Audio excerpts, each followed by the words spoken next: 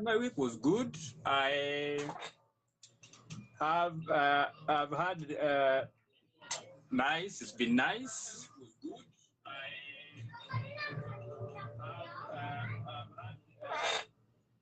Nice. It's been nice. Okay, there's a bit of a feedback. Let me just let me just sort it out just for a minute. Give me a minute. Okay. Good now?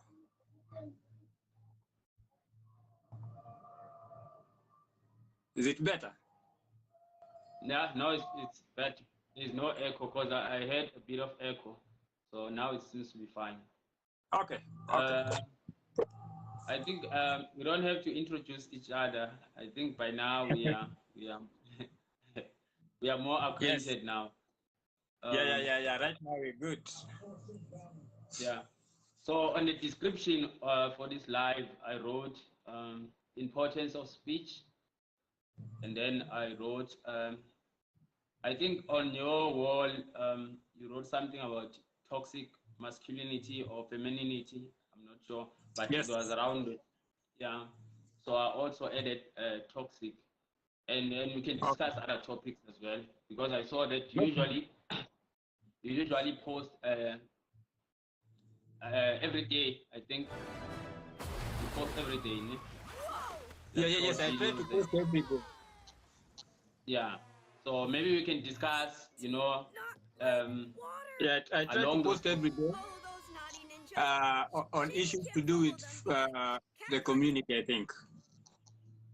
Yeah, we'll discuss that, but maybe let me just as a prelude just make a description and lay it out, and then we can have a discussion. So I posted as men or as fathers, or let's just say as men, we need to learn to listen to our sons. Yes. Not because we were because okay, for two things. Yeah. We listen to them because we want to hear what they would like to say, or what they would like to vent out. Let's put it like that. But also we need to listen to them so that they can learn to hear their thoughts. Because then, as soon as you start learning to hear your thoughts, and then you can be able to process them, and also it helps you with your speech. Yes. And speech is very important, especially among men. Speech is more of a tool that you can use to diffuse, a situation that can be maybe volatile, it can be violent, and it can lead to someone getting hurt. So if your speech is properly crafted, you can avoid certain situations. So speech is important. Also, you need to learn to express yourself, articulate your views. Yes. So that's a short description of what I wrote. I'm not sure if you can maybe just have a discussion and expand on it, and then you can also, I'm sure you have your views on this and you have your own opinions about this. So Yeah. I think my takeaway from the post was that it is also where speech is important for the young boys, especially when it is directed to their elderly people, fathers, uncles, grandfathers, because when you give them your ear, like if the older generation gives the children the ear, then they get the confidence to communicate. They get to understand what are the kind of words that work with men and words that work with women. How do I communicate with men, which is different from how I communicate with women? Because for men, it is always straight to the point. Just say what you want to say. Stop beating around the bush. We don't have time. Explain what you need, then then we can respond. But then for women, you have to like try to slide it a kind of way. You know, if you just come right off and you're just saying this and this and this, then they are like, is it a fight? What is going on? Why are you so harsh? But for men, they don't like beating around the bush. So when the young boys learn to communicate with their elders, with the men, then the men get to give them feedback on how they communicate. Because you remember, these boys spend most of their times with their mothers. So they are getting the communication cues, most of it from their mothers, from their sisters, because those are the people they are spending a lot of time with. Now, when they communicate with men, now men come and correct a little bit and say, when you're on this side, this is how you're supposed to communicate, because this is how we talk. And most of the time, these young boys will learn by just watching these elderly men speak, how they behave, their mannerisms, and everything. And just on top of that is the feedback. You know, when they talk and they see somebody listening, that is very important to young boys, because they know that they have something important to say. That's why they are being given the ear. Now they learn not to, you know, use speech anyhowly. Because now if you are just somebody who talks anyhowly, then people don't give you time. But if you are that person who, when they speak, you are making sense, you are communicating, then people will always listen to you. So they learn, and also gives them confidence to talk amongst men. I think that's what I can add on that one. I think what you just added, I think it also enhances the discussion because you you mentioning elderly or old people listening to you, it also gives you confidence that you have something to offer. I think that point is very important. And also in isiZulu, usually when someone is I'll say when someone is angry, they will warn you, and they will usually say which which basically says that you need to measure your words, because whatever you're saying now, I don't like it, or I don't like this discussion. So you need to measure your words, and I think it also, you know, ties in with what we are talking about. That if when you learn uh, to craft your speech, you learn to measure your words. And Yes. I think that's what you were saying, that you learn to know to read the situation and also use the words that are accommodating of that situation. You know, Yes. you don't just talk for the sake of talking. And I think as a man, that also it's a value that you need to have as a man, because I think speech is one of the ways to if we have to judge each other, we judge each other based on how we speak. Mm-hmm. Your confidence comes out the way you speak. You know, your your ability to communicate, your cognitive abilities, they come out on your speech. Yes. So even your leadership qualities, in most cases, they are displayed on the on how and how you formulate your speech. Mm-hmm. So I think your points that you highlighted, they are very valid, you know. Yes. But I'm more interested also in how speech sort of de-escalate or diffuses uh, situations or moments that can be violent. Yeah. I'm not sure if I think I'm not sure if you have something to add on that, because what I was highlighting, that in isiZulu, when someone says ubala magamako, you need to measure your words, or you need to count your words now, because in most cases it's a warning that based on how on what you were saying, now we're gonna take this discussion, or this situation is gonna escalate Yeah. to beyond speech now. Now Yeah. we're becoming more action, or we're becoming more violent. So it's very interesting how it begins with speech, but also depending on how speech is conducted, it can go, you know, beyond speech. So I'm very interested in how um, also, obviously, we're talking about young men or sons, how they can then craft their speech to make sure that, you know, conducted, it doesn't end there where it becomes violent. So I'm very interested in how For me, also as we're talking about young men or sons, how I they will then say their speech to make sure that it is like a learning curve, end there because once they sit around men, they see how men behave. And like you said, there are words which a man will use, which will indicate that this thing is going to escalate, right? And then now they will see, okay, so this person is willing to escalate this issue. What is that other person going to do? Now, it doesn't have to de-escalate, because sometimes the person who is talking needs to be taught a lesson. As men, we always operate on that understanding that if we cannot come to an understanding through dialogue, then maybe we need to come to an understanding through our fists. And now then the person who, let me just say, the one who is agitating, the one who is an agitator,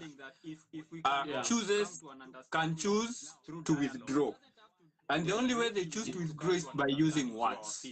So this young boy will see what are the words this man used and how long did it take to de-escalate. And maybe not the two, maybe there was a third party who came in and intervened. What did he say? How did he behave? Because these two people are almost coming to blows. How did he behave? How did he communicate to these two people? Because then this young boy learns, because children learn a lot through observation. A lot of people don't think children get what is happening. They are very aware. And then the other side will be, what did this man say when he was given a warning now to get this situation to go to blows? Then it's like, so if I want to fight somebody, if I really want to fight with so and so, these are the words that will make them fight me. And if I'm really not up to a fight, these are the words that I will use to de-escalate the situation. So now they look at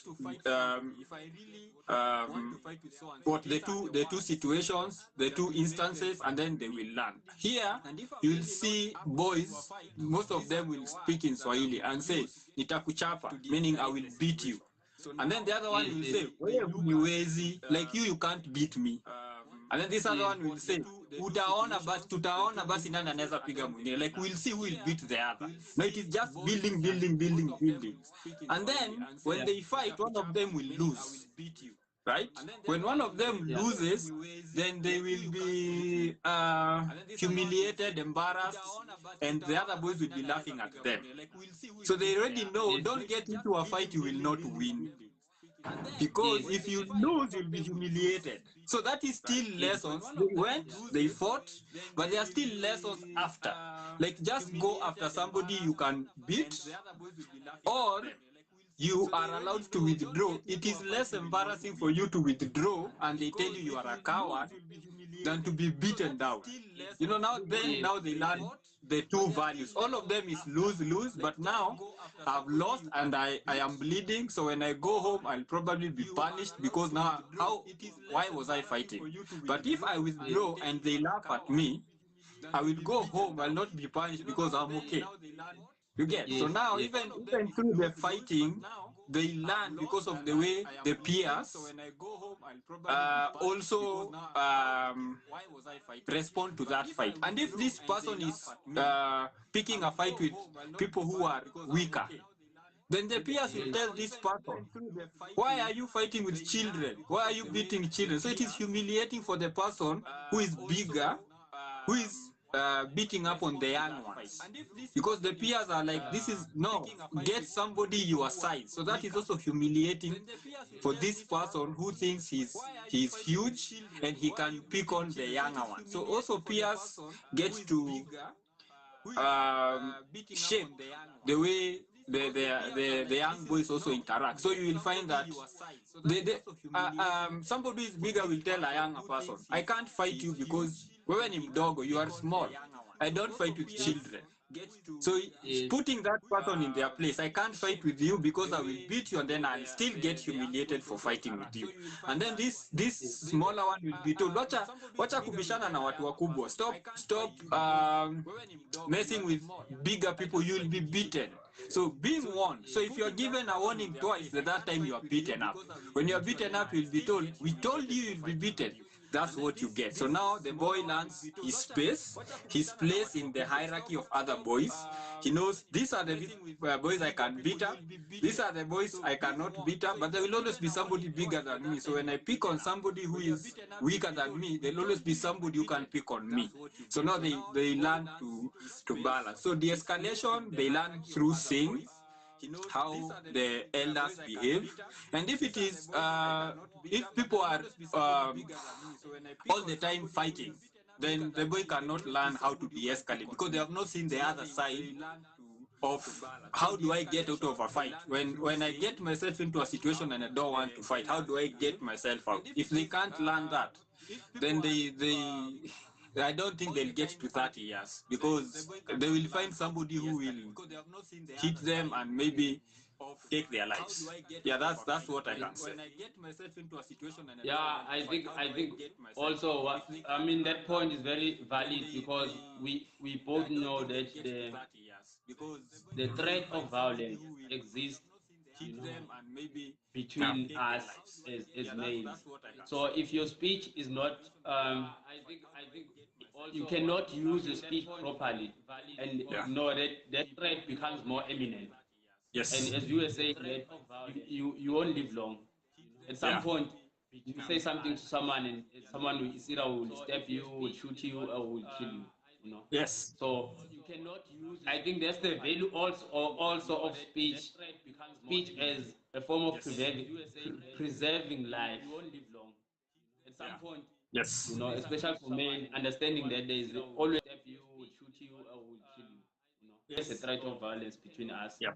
And sometimes that is something that is perceived as respect is not quite respect. It's just that we know that, you know. I think that's the value also of speech. Speech as a form of preserving life. At some point, Yes. you know, especially for men, understanding that there is always you, will shoot you, or will kill you. You know, there's a threat of violence between us. Yeah. And sometimes that is something that is perceived as respect is not quite respect. This guy just use my words carefully. How, you know, the environment has changed. Your response it will be different. Going back to speech, I'm sure this is a common theme with in Africa. How speech, when you use speech, you can measure how old someone is, or Yeah. at what level someone is based on how they use words, and how this guy use. I think because obviously they are older, so they've learned to pick and collect words that are more. I'm sure that they learn to use words that has more meaning than obviously a younger person. So their speech is much more crafted than a young person.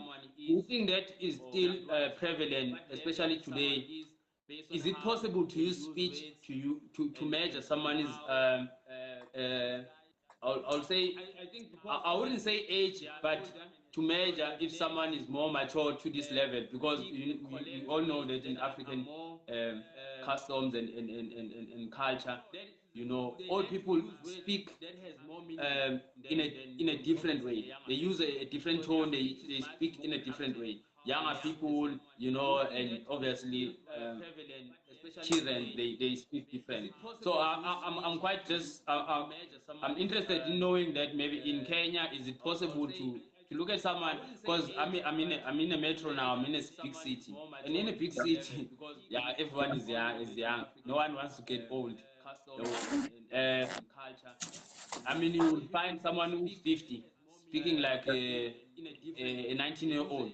You know, the choice of ways, they use is quite similar to the choice of words maybe a 15-year-old would use, you know. Yes. So is it still possible for I mean, in today's modern world to use speech to measure someone's um, age? Let's call it age. I mean, you would find someone Yeah, I think it is possible because you'll find that you know, younger uh, what will I say? What can I say? Younger people tend to speak a lot. Elderly people, even when they are giving speeches, the tempo of talking will be very measured. They take their time. They choose their words carefully. They most of the time they don't even speak in what can I say? They don't. They speak in idioms and sayings, words which have hidden meanings. So if there is somebody young around and they are talking about a sensitive topic, they will not get what is happening. They will just think these are just people talking about the weather or talking about livestock, but it is actually something much deeper. Uh, then, when now these young people mature or get to be a little aged, then now they come into the understanding that actually I don't need to use the exact words to say what I want to say. I can always use words which need to be decoded. Let me just use decode, which needs to be decoded. Maybe words that on face value they are just normal words that people use. But when we are elderly, this word has very different meaning depending on where I put it in the sentence. Did I start with it? Was it in the middle of the sentence or was it at the end of the sentence? Then whoever is being addressed understands that, okay, this means trouble, or this means a warning, or this means that you can go ahead. It might be maybe the same word, but the placing, the emphasis of the voice, where the tonal variation is, or even just the look of the face. Like older people, most of them don't have time to show anger because they know they can't stand and fight. So they are always calm and collected, but the words are very sharp. If you are at the receiving end of the words, you'd rather have somebody giving you a black eye than being given those words, because those words will really sting. So they have learned they have learned the language. They understand the setting. Like you said, if I am with my wife, there are words I will not accept you to tell me. Even if when we are alone, whatever you call me when we are alone, you don't call me when I'm with my wife or with my kid. Different. Those are when I'm with them, I am the lion. So you don't come disrespecting me. I will not fight you because I have my kids and my wife, but we will settle it later when they are gone. I will still come and we will sort it out until this person learns that the setting was wrong. You will understand that when an elderly person is really angry, most of them either keep quiet or walk out and wait for when you are alone so that they can tell you whatever they needed to tell you, because they understand that the situation or the environment will not be receptive to the message that they want to give you. So they'll just give you space. I know my dad, what he does, he just says, find time, come see me. That's the only thing he says. You find time. I don't care if it is a month to 6 months, you just find time, come see me. I want to talk to you. So that just tells me I have 1 week to see him. I can't just disappear. He's just given me a week to sort myself out, look at my schedule, but the week should not end before I see him. And he did not say, see me before the weekends. Just said, find time, come see me. I already know what that means. I already know I'm in trouble. I already know I'm in trouble. So I will give him enough time. I'll not go in the evening and then start saying I want to rush go home. I will just call him, ask him, are you at home? Yes, I'm at home. I'm coming. Then if he had visitors, if he had people in the house, he'll just tell them, I want to see my son. So everybody disappears. So he'll give me a piece of his mind when we are alone. He'll tell me what he needs me to know when I'm alone. Whatever makes me angry, makes me angry.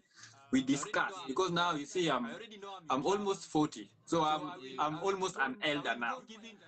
So Yes, we, yes, we, yes. we speak, we speak, and then we come to an agreement. He tells me this was wrong because of this was wrong because of this. Now, please do not do that again, because what you are doing is not only impacting you, but also impacting me as your father, because they wonder who is your father when you talk like that in public. So now I become chastised. Now I realize that I do not only represent me, but I also represent him. And that's why he has the Yeah. power to tell me, stop doing that. And now we get into an understanding. And he didn't shout at me. He didn't berate me in front of my friends and everything, because that would have made me angry, and would have, when I would have gone to see him, I would have gone there with a lot of anger. So it's like, no, you just come. I need to tell you something. We need to talk. We sort it out. I'm good. Now, if he will come and do that when I'm with my friends, that will be disrespectful to me.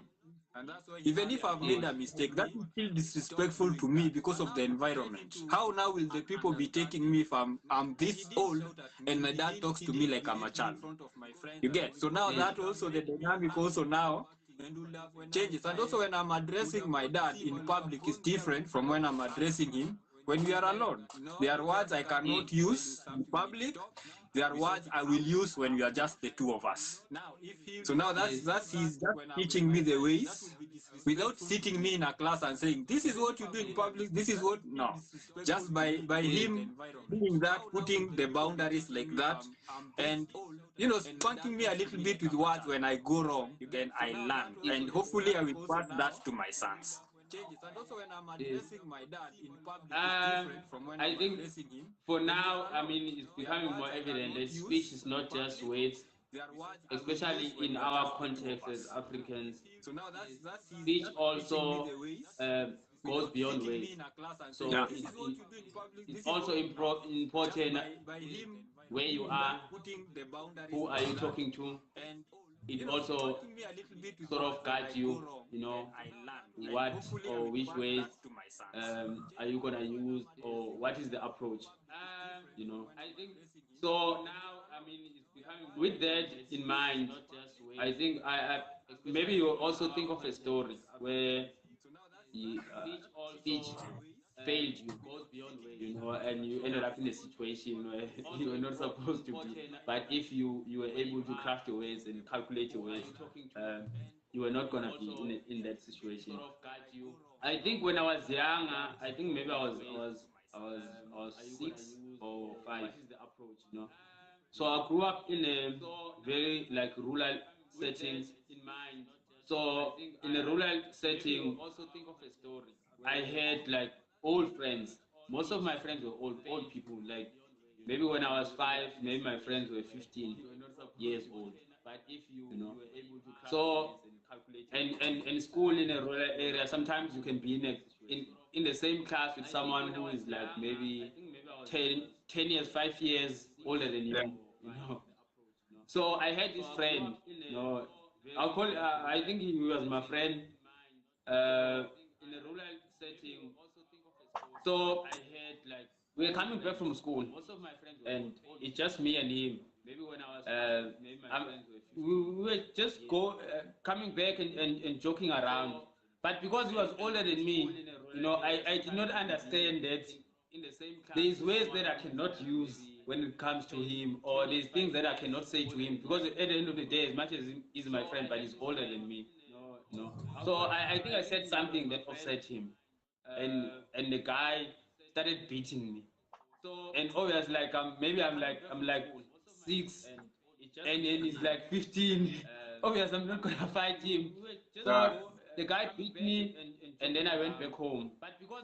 But because I understood that as a young man or as a man, what happened between me and you, I cannot just go home and then say, no, this guy beat me, because the first question will be, What did you Why? do? What Yes. happened? You know, and I could not give an answer to that because I knew that even though I can't remember what I said, but I was not supposed to say, whatever that I said. So I came back home, but because while we were fighting, I think he gave me like a slap, and his fingers were still like evident on my face when I got home. So they started asking, why you have a hand in your on your face? What happened? Why? Because I was younger and I started crying, and then I had to explain why. So I told him that no, it's my friend Uzenzele,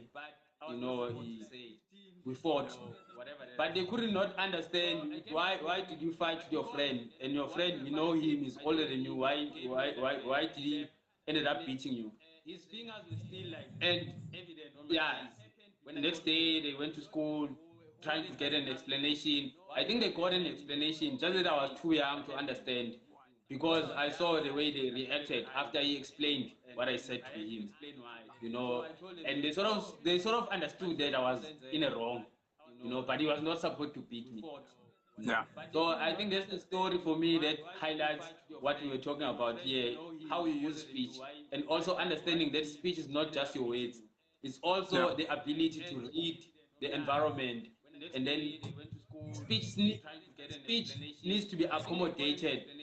It does not just exist in a vacuum. You Yeah. can't just be honest for the sake of being honest. I Yeah. think, and I think now this is something that is missing because I think Yeah. in an attempt for honesty, we have neglected the ability for righteousness. That you Yeah. don't say things because they are correct. You say things that are correct in the right time Yeah. so that you can preserve relationships. Also, you can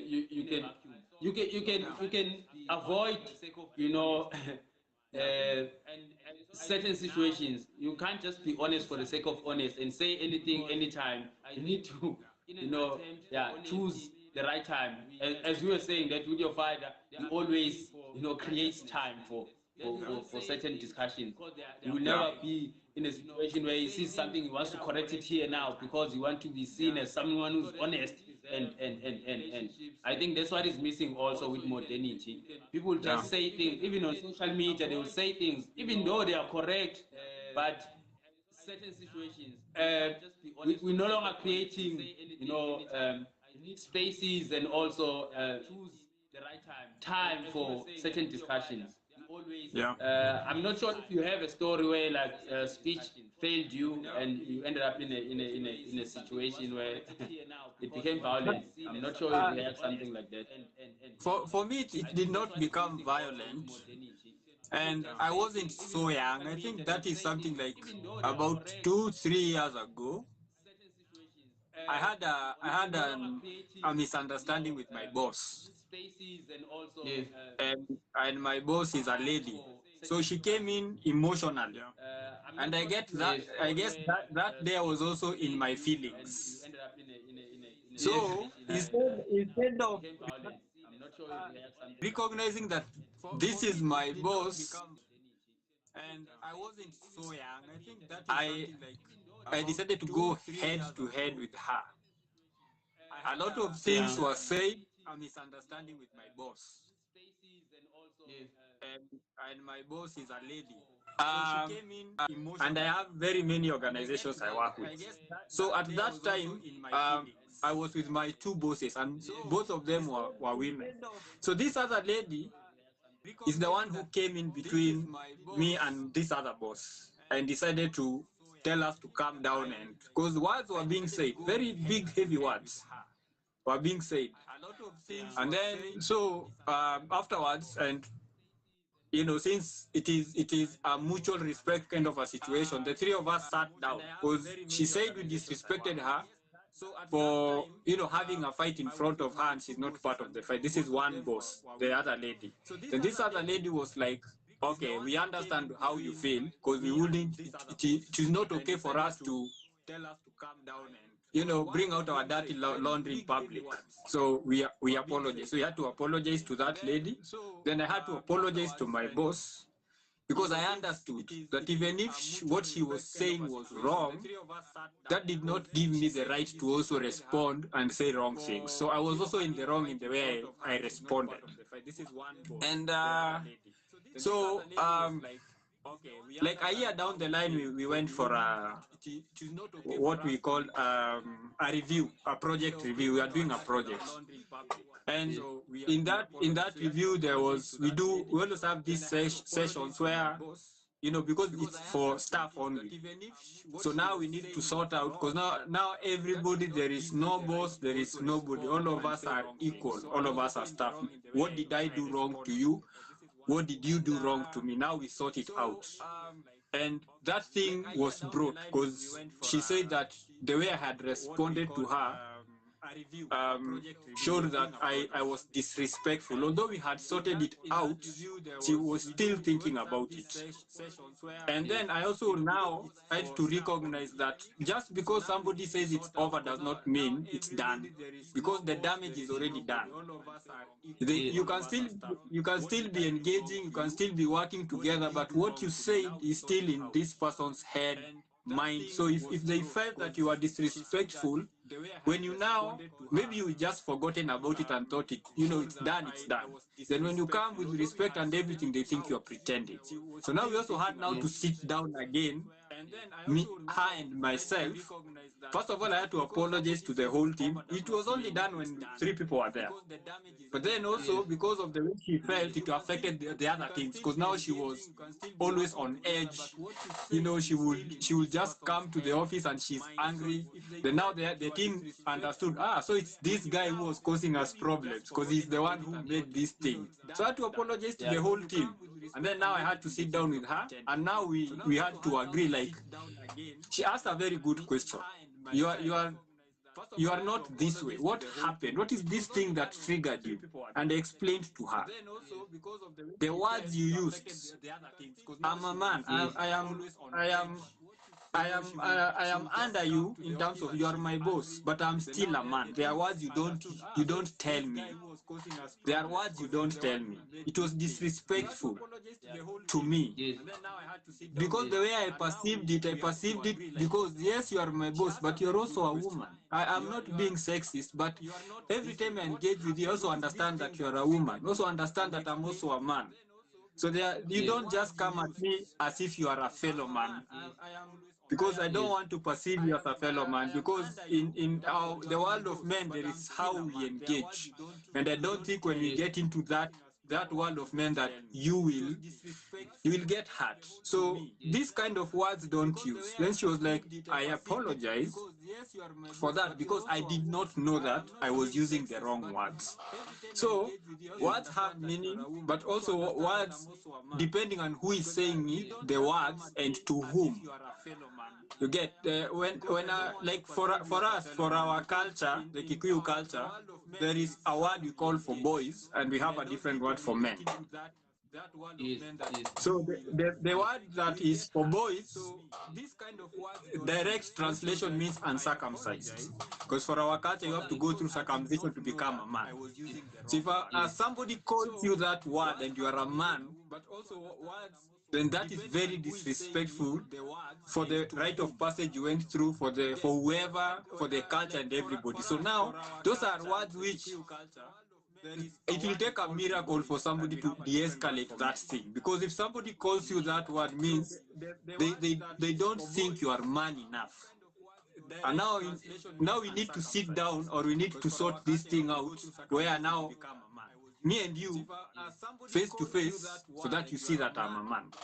You see, once there are buttons, once you press, it's very hard to unpress.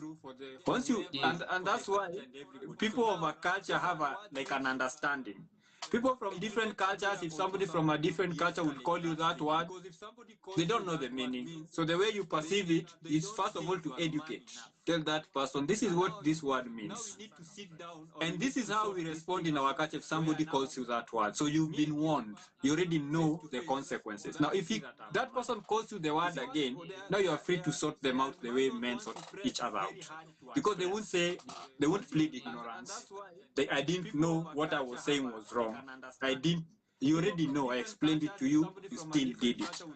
There are words in our culture you don't call men. There are words you don't call women because it is Yes, super disrespectful. Like even if something happened to you and you went and people asked what happened, he called him this, then people will be like, why did you call him that? Now he's sorted. He did that's what was fine. right. You are the one who was wrong. Now you come with your injuries, and then now everybody is in your case because how could you call him that? Or how could you say those things to him? It's like somebody, if you are married, somebody telling you, I'm going to sleep with your wife. That's super Yes, disrespectful. That just needs to be yes, sorted out right there, right then. Because he's telling yes, you you are not a man.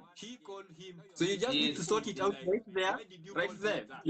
There are things like there are words when you use you won't get a warning. Like it's word then violence. yes. Just that word leaving your mouth, violence just erupts. Like nobody will have time to understand what is happening. Either you get stabbed, Yes. like I know in South Africa, there are people with guns, you get shot. Here, people use Yes. knives, use machetes, you will be seriously hurt. And then when you are lying there in the hospital bed, people will be asking you, how could like what is how could you say that to him? Like we are trying to understand how that word could come out of your mouth, and you are right there almost dying, and nobody feels anything for you because of the disrespect that came out with your words. So words are super important. Yes. I think Here, people use knives, use machetes. I think You will that's be why it's very seriously hurt. important. If And then when you because are also I lying think there in the hospital us bed, people will be ensuring asking you, that how could our like sons, what is they how could you understand the value say of that speech. to him? Like we It's are trying also to another way understand of how that loving them. word will come out of You your know, mouth, and you are right and there and almost and dying, and and sometimes this nobody one is not feels understood anything about for you because of the Western disrespect modernity, that came out that you with need your to words. say I So love words are you. super important. You know, and it also speaks to speech. Yeah. For us, speech is everything that we do. It's something that is everything that comes from us. It doesn't have to be words. Yes. Teachings, as we were saying, that gestures, your the mannerism, you learn from your elders, you learn from your parents. It's part of speech. Because what I also discovered is that the way I speak is how most people in my family speak. Yeah. Even the choice of words I use, not English, obviously. When I speak isiZulu, you will swear that my brother is speaking. Even though we don't have the same tone, but the choice of words we use, how we stretch words, and so now speech is no longer just how to convey message. It's also a Yeah. heritage. It's Yes. also somehow connected to your source. It's also part of your lineage. You Yeah. know, certain families, there's certain ways they don't use. Certain families, you know, there's certain songs they sing, because song also is part of speech. Yeah. So I'm very interested in that. In your own culture, Yes. I think you already mentioned it. There is a word that that as soon as we say this word, we're no longer talking. Yeah. Now we need to engage each other, physically, because it seems like speech has failed us. Yeah. You know, I think also it's very similar with our culture. And I think the rite of passage for Kikuyus is very similar to Amakosa. So Amakosa, they also go to the mountain. We're no longer talking. Yeah. Now we need to and go through the whole process of becoming a man, and circumcision is part of that. And it seems like exactly what you said. There's ways that you're not supposed to use. Yeah. And when you use those words, you sort of stripping someone his manhood. Yeah. Taking away. So Makosa, they also go to the mountain. The whole process. You're saying no. Or if there is something of becoming a man in circumcision or from your side, and but I feel like exactly what you said. There is ways. Yeah, I think in terms of the current world that we are in, and especially now with this westernization, there is an attempt to, I think, to make words lose meaning. Like right now, I know in the United States, they are pretending they don't know what a woman is. Yes. They are now pretending like they don't know what is a woman. Like something so simple, and it will not just affect them. That is the problem, because all these words are interconnected. Because woman, in my culture, we also have word woman. So once one culture decides to start stripping up, they are pretending they don't know what a woman is.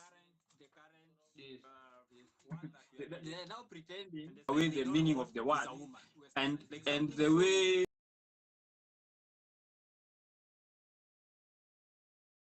the modern society and system is organized is that now separates us from animals. And it is Yes.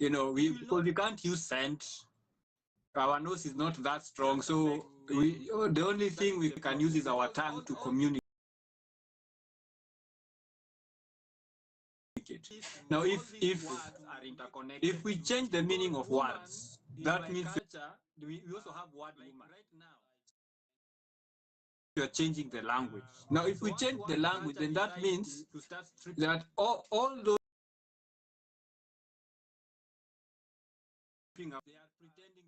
things, it means that they are not only attempting to cancel, they are now pretending a word, they are attempting to answer that takes away the meaning. And interestingly, and I think white people have this problem, especially the people in the West, because they lack a culture. For them, the culture that is now is their culture. The modern society and system is organized is that now for us, the culture that was before is the one that we want to practice. Like our culture is yesterday is today is tomorrow. For them, they don't have yet the culture of yesterday. They only have the culture of today. So to them, they can do away with things, and they think that it doesn't matter. And that's why they have the problem of millennials and problem of Gen Zs. They have all this nonsense of generations, which Africans don't have. Africans, we don't have Gen Z, we don't have Gen X, we don't have those things. Each generation is a bit different, but it is a continuation of the other generation. It's not like a different generation. We don't separate. But then, unfortunately, we are connected with these people. So what they do, wherever they are, will impact us in a way, one way or the other. And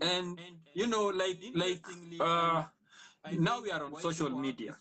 There are words you for example, maybe somebody will come to our live and see that we are talking about boys and men, and then they will decide that we want to promote the patriarchy, which is very good. I love promoting the patriarchy because the patriarchy is the one that has made us exist up to now. It has protected us. It has protected women, children, everybody. The patriarchy is what has gotten us here. So there is no way I'm going to do away with the patriarchy. And what is the patriarchy? The patriarchy is just men. The rule of men, the power of men, the way men are supposed to be men. That's why now when you say there are places like I work in the civil society circles. You don't go and say boys will be boys. Like a very simple statement like boys will be boys, which does not mean any other thing apart from boys will be boys. Because boys, what else will boys be? They can only be boys. But then if you just say boys will be boys, they say you are saying that boys should oppress girls. And then you are like, I didn't say that. I just said boys will be boys. Same case, girls will be girls. Then if you say girls will be girls, they say, oh, so you want to say that girls can't be anything apart from women and the way men are. You are like, what is happening? They twist things to get into their narrative. And now patriarchy is the one that has made us exist up to now. It has protected us. Now, if you are women, children, everybody, the patriarchy is what has gotten us here. So there is no way I'm going to do away with the patriarchy. Because now I think the patriarchy is like boys will oppress girls. The power of men. You know, the way men are supposed to be men. That's why now places nowhere in the African setup where women were oppressed. Circles. You don't go and say boys will be boys. You know, like a very simple statement like boys will be boys. Nowhere. Which does not people can behave the way they want to behave, and you know they don't want to be called out on it.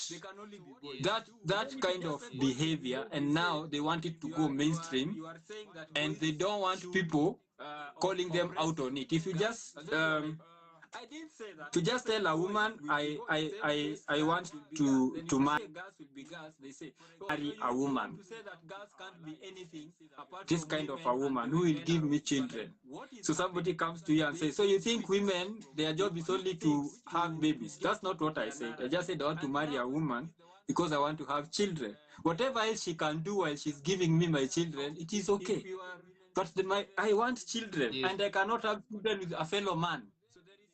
The only way I can have children is with a woman. Like it is nonsensical, even the way people argue. They pick something very innocent, and then they try to make it, especially if it is a man who has said it. And I've realized that women can say what they want. Women can call you whatever they want to call. And I always ask the women in my circle, where do you get the confidence to insult a man? Where do you even get the confidence to insult a man? Men don't insult other men anyhowly. You have to look at the man, see your place in the hierarchy of men before you insult. But this woman just decides to calling them out on it. If you just to call you whatever she wants to call you, because that's what they have been taught that we are to marry. Yes.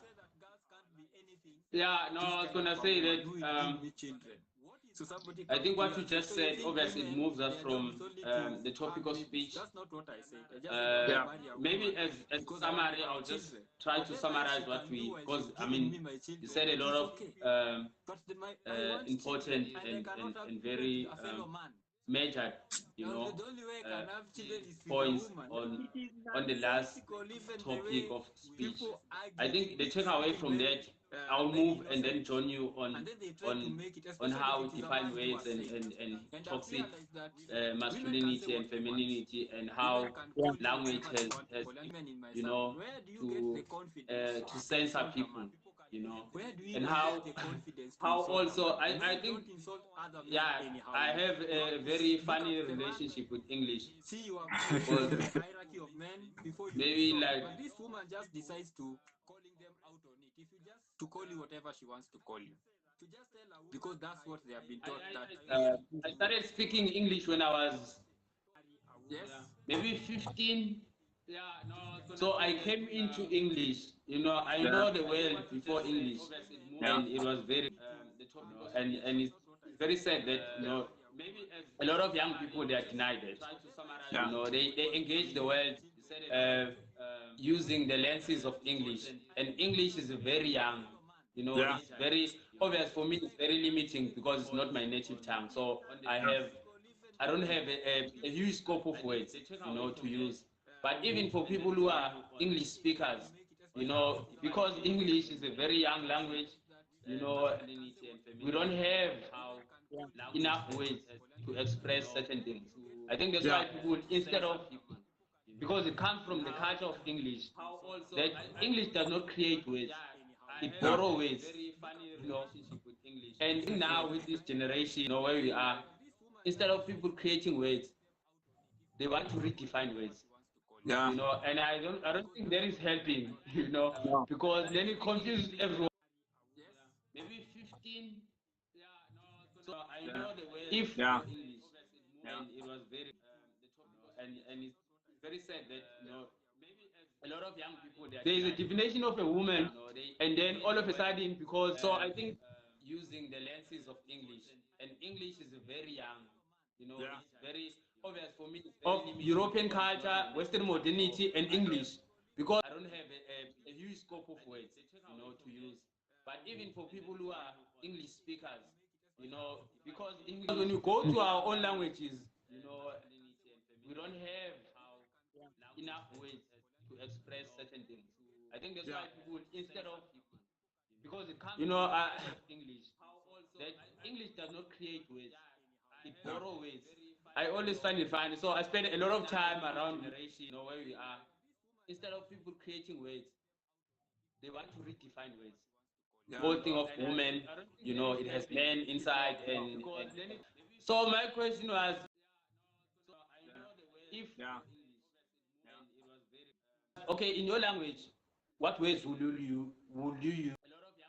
There is a definition of a woman, because majority of people, they don't speak English.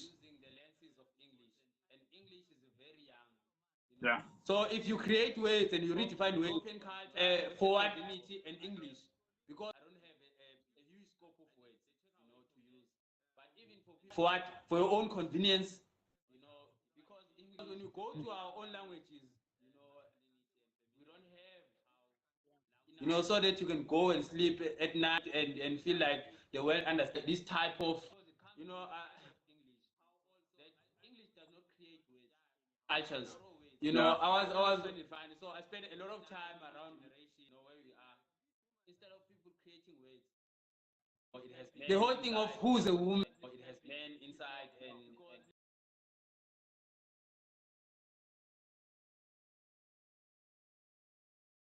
women who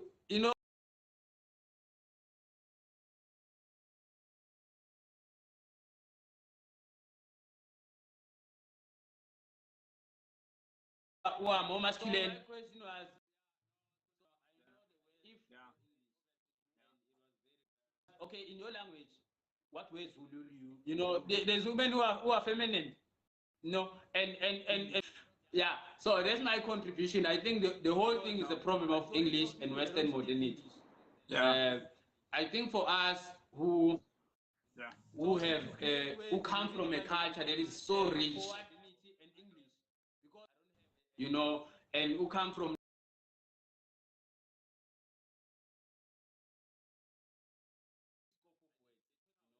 languages that are so rich, they have like, when you go to our own languages, we don't have, so that you can go and sleep grass, when it's winter, what type of grass is that?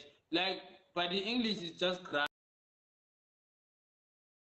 At night, grass is green, or is this type of,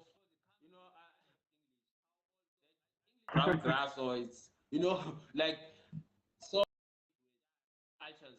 I was very funny. So I spent a lot of time around where we are. So I think the thing that one culture, because English, obviously, Western view of defining things, we have cultures and languages that are so rich, Yeah.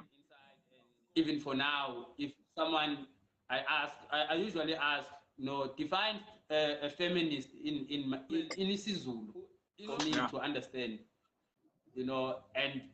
and most people struggle to define them. Yeah. Yeah,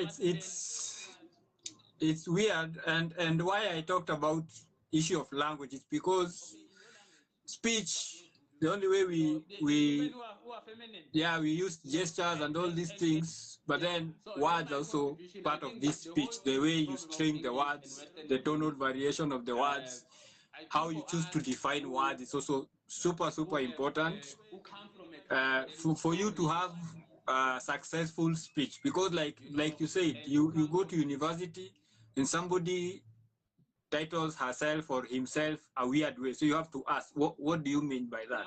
Because this is what I know. Would you explain that? Okay, now could you explain that in my language so that I can connect that? And they struggle because English can be twisted whichever way. But indigenous language, you can't do that with indigenous language. Indigenous language has a foundation. Like for us, we have women. If you are married, there is a word for a married woman. There is a word for a young girl. There is a word for an unmarried woman. So when somebody uses the word woman in my language, you will know where that woman lies. Okay, you will just know where. All of them are women, but you will know in terms of that umbrella of women where this woman lies, depending on how she's introducing herself or how she's explaining who she is. So I think at the end of the day, as Africans, we are just caught between the modernity of the Europeans and trying to adopt our culture, and also because it's a fight. We are fighting to propagate our culture, because there is a lot of barriers. People have been so brainwashed, they think West is best. So when you invite people to your house and you cook traditional food, they want pizzas, they want I don't know what, but you're trying to introduce these people, cooking for them particular food. Like for us, there is particular food. If you have a particular food, that event is a failure. People will just say we didn't eat. Even if they got out with full belly, they just say we didn't eat. Because there is that one food they didn't find, because it was expected. So you miss that food no matter what, no matter how many chapatis you give people, or pizzas or KFC chicken, they did not eat. That's what we have to struggle with now. I think it goes back to what we were saying with speech, that for us as Africans, speech is also a barometer to measure how someone is, the level at which someone is, the rite of passage that you went through, because also part of the value of words and which words to use, and and how at the end of the day, as Africans, we are just caught how between people then the modernity of the Europeans and trying to adopt our culture, and also because it's a fight. We are fighting to propagate our culture. refer to you now. A lot of What ways people have been so brainwashed, they think West is best. So when you invite people to your house and you cook, it's not just communicating. Traditional food, they want, but you're trying to introduce these people for, It's not just for us, to convey the message. Food, if you have a particular it's food, also that event is a failure. People will just say we didn't eat. Even if they got out with full belly. good morning. Like, what is so good about morning? Because it was expected. So you miss that food no matter what, no matter how many chapatis. I'm supposed to speak. Or pizzas or KFC chicken, they did not eat. That's what we have to struggle with now. I think it goes back to about you, because I see you. I'm interacting with African speech. It's also a barometer to measure how some being the value of a human being, and that's why even in African culture that you went through, because the value of words being, because when you are born, you're just a being, but you need to, and then you become umuntu, and that's why I was with umuntu ngumuntu ngabantu, because you can never be a human being if you're not surrounded by speech. You're not going to be able to attain speech if you are alone. And to you now, what ways people have been so brainwashed, they think West is best. So when you invite people to your house and you cook, it's not just communicating.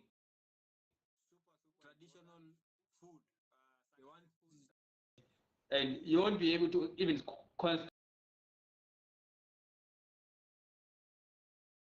but you're trying to introduce these people for not their hands, the gestures, if you have a particular it's also that event. You also adopt that, so it's a failure. People will just say we didn't eat. Even if got out with full belly. good morning. to give energy to your body. It's also another way of communicating.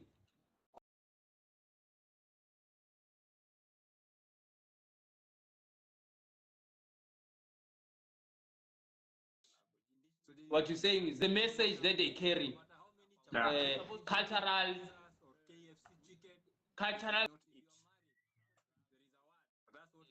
value that they carry, and how they talk about you. Because I see you, I'm interacting with African speech.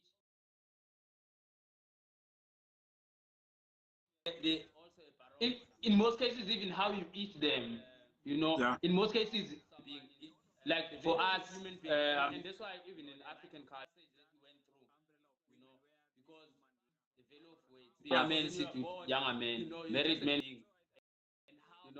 but we need to, and then we sit married men, same it goes with women, So when we eat, we're not just eating, we also, it becomes a process of teaching. That's where you learn, okay, I'm here now, I'm in this level. How am I supposed to conduct myself? Even if, because sometimes you get an opportunity to interact with these different groupings, because maybe if the ceremony is in your homestead or it's in your home, you're supposed to serve. So sometimes you serve, and then you hear different conversations depending on which grouping, and that's the richness of our language and how we use items or assets like food, but Western culture, food is just food. You eat it the way you want to eat it. If you want to go to McDonald's, you go and sit there alone and you eat it. It needs to be quick, cook now, and give energy to your body. And I think there's a lot that you are missing, even like the process of cooking food. Yes. It's also another process of teaching and learning. If you're a younger woman or you're a male, you are involved in that process, you learn a lot. Yes. After finishing that cooking, you learn a lot. So there's no microwaving, of things. We need it now. We need it now because we're losing these opportunities of learning. So, that's my contribution on what you said about food. I think is very important. It's at the center of African culture. In most cases, even yes, and just to highlight what you said about the process, because like for the Kikuyu culture, men are the ones who do the slaughtering of the goat and the preparation of the goat and the cooking of the goat. So it gives an opportunity for the young and the old to interact. When that process is happening, and then this young person is told, take this knife, do this here. So you are being given the skills, because at some point the elders will no longer have enough energy to slaughter. Now you are being taught, and then now you are told, this is how we cook. This is the part that men eat of the goat. This is the part that women eat of the goat, because this is a ceremony. When in a ceremony, you cannot eat this part, because this part has meaning. In any other setting, you can eat it. But when it is ceremonial, you cannot touch this part, because this part means this and this. That's why men are the ones who are eating this part. That's why items or assets like food. But Western culture, you young boys who are not circumcised, you're supposed to eat this. Why can't I eat? If you want to go to McDonald's, you go and sit there. Will explain why. Then now this young person will not ask that question again. They understand. So when they go to another ceremony, they will not embarrass their family, because they have been taught. So when old elderly are being given whatever they are being given, they won't go putting their fingers on the food of the elders, because they understand, because they were taught from their family that this is the part that you are supposed to eat as young men. So relax. And I think that was just being done to ensure that people will be, because there are people who don't see this kind of foods every other day. But if there is a part for the young men and part for the elders, and what you said about the process, because like for the Kikuyu culture, Men are the ones who do but for the women. Nobody is in and the preparation of the goat and the cooking of the goat. So it gives an opportunity for the young and the old to in a rush because they know their part will come. Men will not. And then this young person is told, take this knife, do this here. So you are being given the skills because at some point the elders will increase energy to slaughter. Now you are being taught, and then now you are told this is how we cook. This is the part that men eat of the goat. This is the part where the goat, because this is a ceremony. When in a ceremony you cannot eat this part because this part has any other setting. The meat is being cooked. The net is down. So I'm using my one. That's why men are the ones who are eating this part. That's why you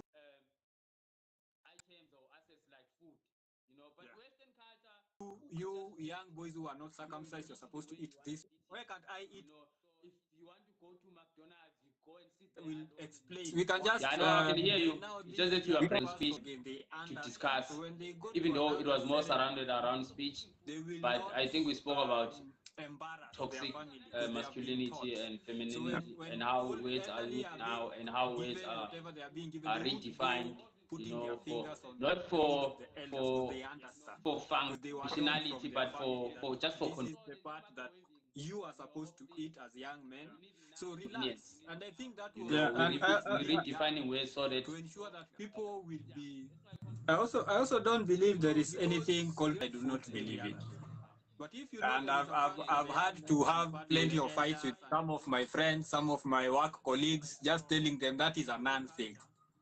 Masculinities are neutral. Yes. The masculinities, it's like beer. It is hurting nobody. It is the person who is consuming the beer that is problematic. It's not the beer. So it's not the masculinities that is the problem. It is the person. It is a toxic energy to slaughter. Now you are being taught, and then now you are told this is how we cook. Toxic of the goat. This is the part where the goat, because this is a ceremony. When in a ceremony you cannot eat this part because two people have the same masculinities behave differently, so it cannot be the net is down. So I'm using my one. That's why men are the ones who are eating this part. That's why you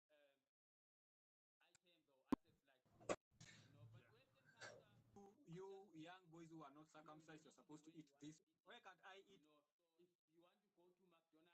Femininity as positive and negative, you know, you're not going to discuss, even though it was more surrounded around speech.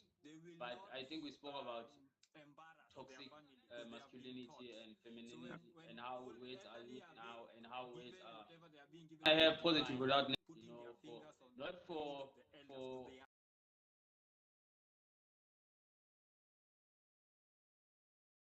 negative. So even us as males, you know,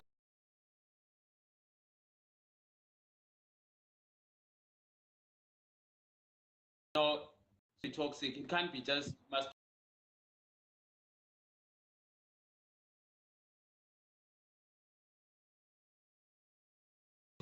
And what is it? I mean,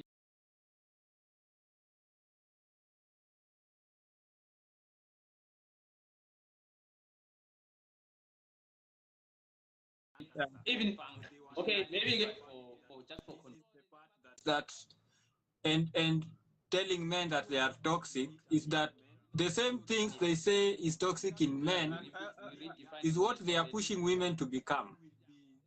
Like they will say men are aggressive. So it is wrong for men to be aggressive. Then turn around and tell women you need to be more aggressive. So is the aggression wrong, or is it because it's coming from men that is wrong? So for me, the way I look at it is that actually they don't care about the aggression. They just don't like men. And if a man does something, for them it is wrong. So if a man is domineering, if he's powerful, then power to a man is wrong. But a powerful woman is to be celebrated. A powerful man is to be demonized. So for me, I look at it and I tell them that you are just being hypocritical. If power is bad, A powerful man should be bad, a powerful woman should be bad. But it can't be like, what is this thing that a woman has that a woman doesn't have? It's a vagina. So does it mean that a vagina is the thing that makes things better or good? Like a person who is powerful, just because they have a vagina, they are good. But a person who is powerful just because they have a penis is bad. For me, I just say that's just man hating. Simple, clear, full stop. Yeah, but I also think that it's not something that we obviously need to worry about these things, because obviously we are parents and we are raising kids, and obviously, the way it's in my view, obviously the future of how we use these ways, and with time, I think it's something that you also said, that with time is something that we need to deal with. Yeah. For now, it's just a discussion of intellectuals and academics, Yeah. But obviously, with time, it will become the reality of everyone. Yeah.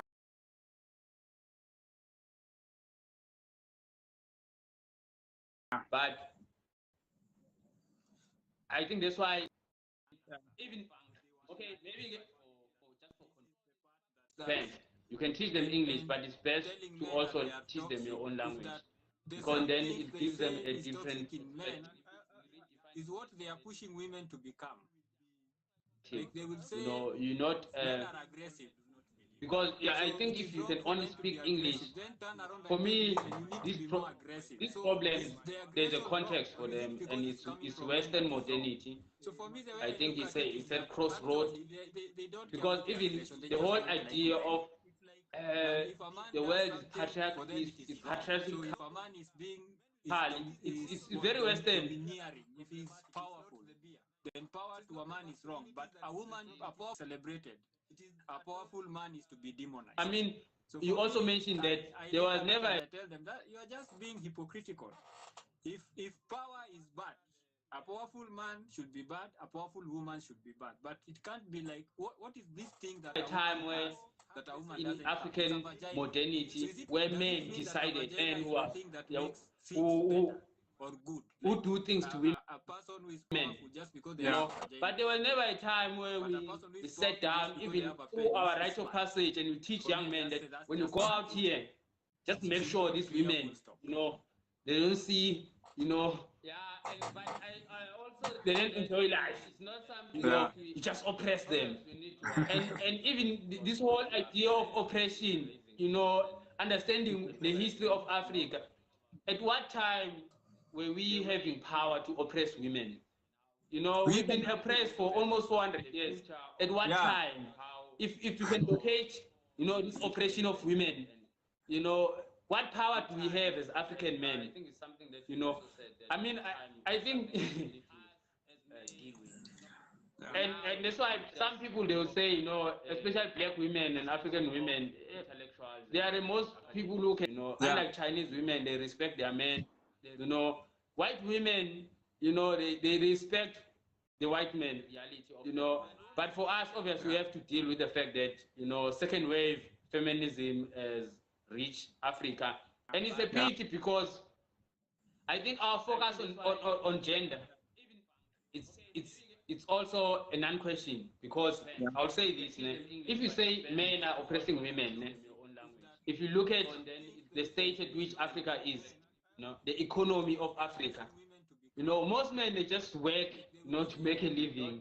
No one has power to, create institutions and build policies to oppress women. We're just surviving, And in most cases, we want to survive with women because we like women and we prefer women. We are men who prefer women. So, yeah. Now, I think they do a lot of reaching, because they will say our culture is oppressive, the African culture is oppressive to women. And then some of them will just go to say, what are you saying? Like for example, like you see the Luya culture, there is a part of the chicken that is reserved for the man. The gizzard. The gizzard is supposed to be eaten by the man. So now these people will reach and say, you are denying But there was never a time where we women to eat the gizzard. So you are when you go out here, just make sure these women, they don't see, it is simply food that will be taken you just oppress them. And even this whole idea of oppression, understanding the history of Africa to the pit latrine and disappear. where we having power to oppress women. We've been oppressed for almost It is food. At what time? And it is a very If you can locate, this oppression of women, what power do we have as Africa? I mean, I think oppression because it is none. And that's why some people they will say, especially black women and African women, they are the most people who can, unlike Chinese women, they respect their men. White women to marry.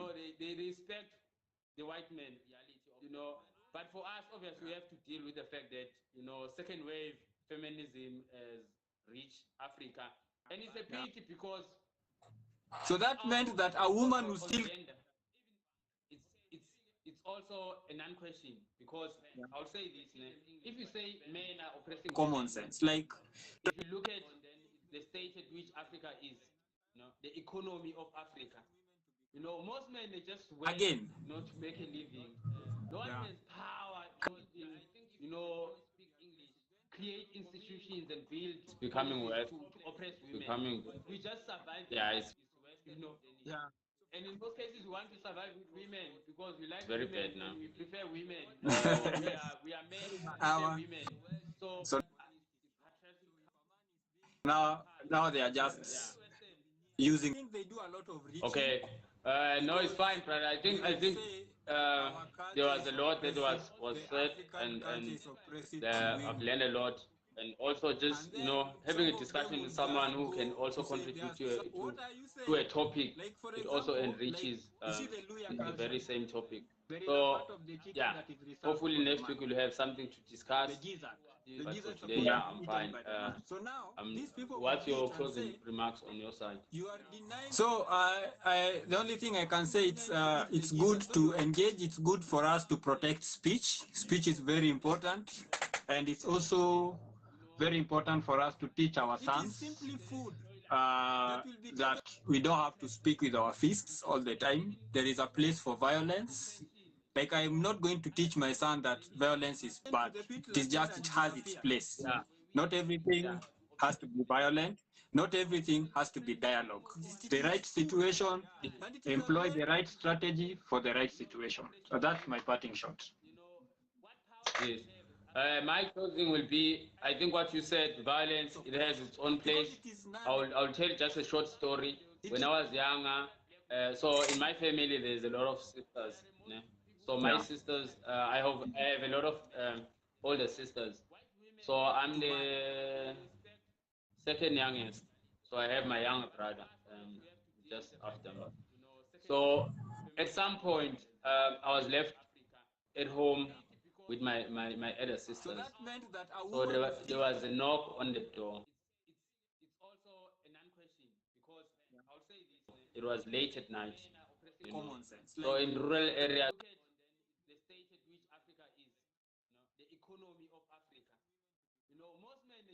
we have a spear for the homestead. As you were made, becoming wealth, you are given the spear to protect. So there was a knock on the door. It's very bad now. And my elder sister took the spear and gave it to me. Now they are just using. Okay. No, it's fine, but I think who's knocking at it? As maids, as much as they continuously feed us this narrative that we need to be feminine and all that, but in reality, so when something happens, you are expected, to be this man now, to be this masculine, and to be protective and to protect and do all. When are you gonna do all these things if your whole life you've been fed to be feminine and be passive and and and so I think this whole narrative is also counterproductive, and it has a lot of contradictions, because if you want us to be feminine, allow us, create a world where we are feminine.